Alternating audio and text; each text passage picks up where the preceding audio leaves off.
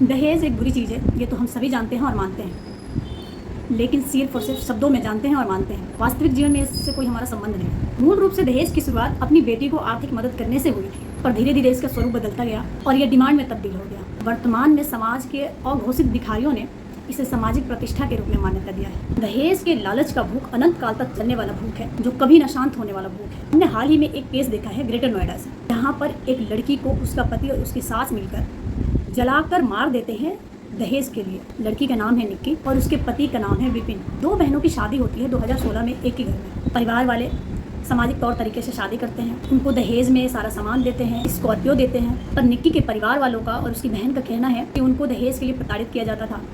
भाई और बाप का कहना है कि वो उनसे मर्सिडीज़ की डिमांड कर रहे थे, 60 लाख रुपए की डिमांड कर रहे थे। और ये तभी से शुरू हो गया था जब से उनकी शादी हुई थी। सामाजिक तौर पे जैसे समझौता होता है ऐसे ही होता रहा और आज तक चलता रहा। विपिन के पड़ोसियों ने कुछ और ही बात बताई कि आग उसके पति ने नहीं लगाई, वो तो बाहर था। उसकी सास जो उसका व्यवहार बहुत अच्छा बता रहे हैं पड़ोसी। ये एक जांच का विषय है, क्योंकि आग लगाना किसी का शौक़ नहीं होता, बहुत बड़ी मजबूरी हुई होगी तभी कोई आग लगाता है, या उसने खुद आग लगाई भी है या नहीं, किसने लगाई, ये एक जांच का विषय है। आग लगाना खुद को किसी को आग लगा बहुत बड़ा और एक आपराधिक डिसीजन होता है। दहेज को रोकने के लिए 1961 में एक कानून बनाया गया था, दहेज प्रतिषेध अधिनियम 1961, जिसमें ये प्रावधान था कि किसी से दहेज लेना और देना दोनों ही अपराध है। पर वास्तविक जीवन में ये तर्कसंगत नहीं दिखता। इस कानून को और मजबूती देने के लिए और किसी महिला को उसके पति और उसके परिवार द्वारा क्रूरता से निपटने के लिए 1983 में इसमें और नए प्रावधान जोड़े गए।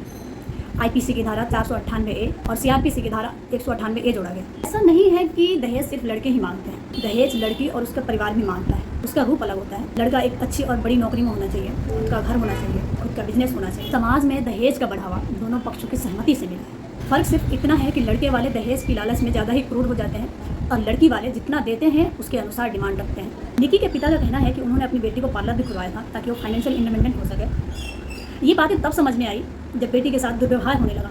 जब बेटी घर में पैदा होती है तो उनके साथ असमानता का व्यवहार होता है, लड़के और लड़की में भेदभाव होता है। लड़की को सरकारी स्कूल में भेजा जाता है, कई बार तो भेजा ही नहीं जाता, और लड़के को प्राइवेट स्कूल में भेजा जाता है। कई घरों में खाने पीने तक के स्तर पे भेदभाव होता है। घर में बेटी पैदा होते ही दहेज देने की चिंता बाप को सताने लग जाती है कि दहेज कहाँ से देंगे। लेकिन हर बाप को ये समझना चाहिए कि आज निक्की के पिता के स्थिति में आए बिना पहले ही अपनी बेटी को उसी दहेज के पैसे जो आप इकट्ठा कर रहे हैं उसको दहेज ना देने की बजाय उसके ऊपर खर्च करें, उसको काबिल बनाए। जो दहेज दिया जाता है वह आपकी बेटी का नहीं होता, और ऐसे डिपॉजिट का क्या फ़ायदा जिसमें कोई सिक्योरिटी भी ना हो कि वो लड़की आपकी सही से रहेगी। तो उस पैसों को खर्च कीजिए अपनी बेटी के स्किल के ऊपर, एजुकेशन के ऊपर, ताकि कभी कुछ जीवन में आए तो अपने लिए मजबूती से खड़ी रह सके, फाइनेंशियल इंडिपेंडेंट हो सके। निक्की मर्डर केस की सही से जांच होनी चाहिए और आरोपी को कड़ी से कड़ी सजा होनी चाहिए।